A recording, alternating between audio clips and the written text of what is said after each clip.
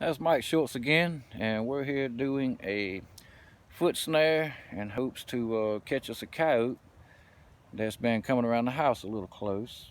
And I've tried a couple of different traps on him, and I try to do mine more primitive than anything, but I'm trying not to bend any of the saplings over on this end of the creek because all of these are very weak. You bend them over and they won't spring back. So I did bring a fiberglass rod.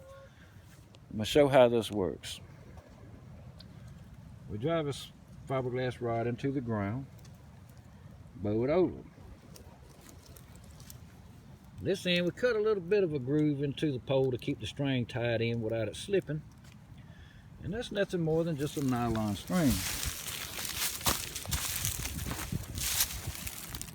That nylon string happens to have two ends to it. One end, it goes down to this little peg.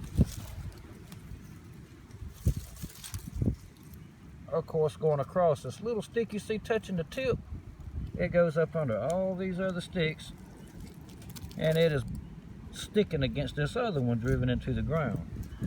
I placed a lot of rocks on the back to kind of discourage them from dragging this out, because I'm going to put a little dirt and leaves over it. But down in the bottom, I happen to have a little fresh meat, which is some deer tenderloin.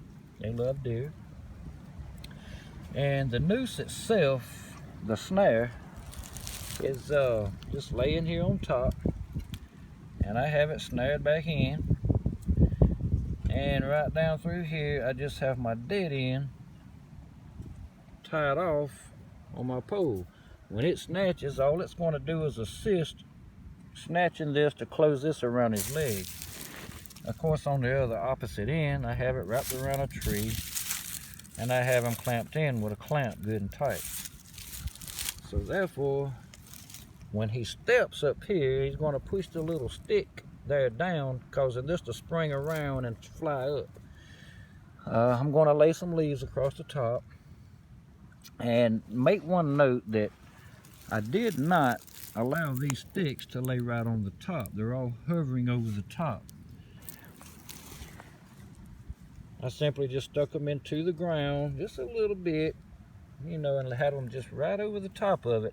I didn't want them to actually touch the stick, so as soon as he makes that step, they're going to push down enough to allow his foot to be down in the noose enough to snatch it. We're going to give this a shot and see how it goes. I'll say just simply, we're going to cover them real good with leaves.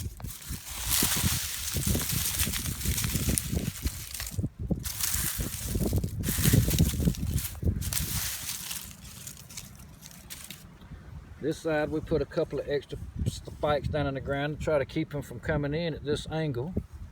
Rocked around this side.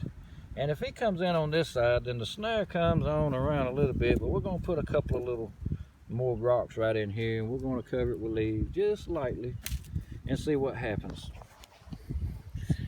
Thanks for watching.